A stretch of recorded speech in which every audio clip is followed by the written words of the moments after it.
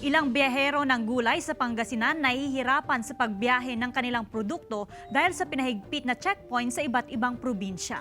Silipin sa report ni Claire Lacanilaw.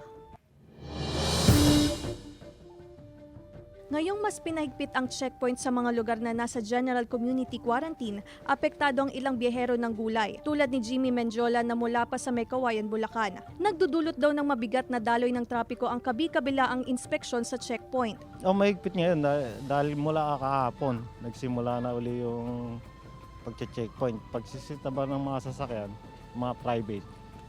Kaya mga biyahero nahihirapan din, naka-traffic naiipon.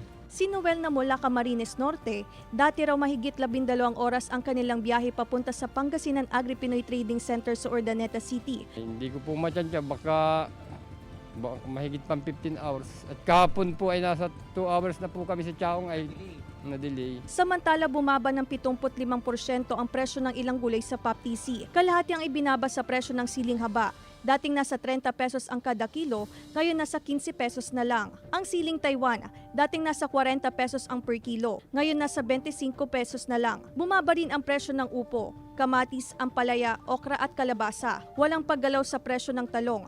Asahan daw ang mababang presyo ng gulay hanggang Abril.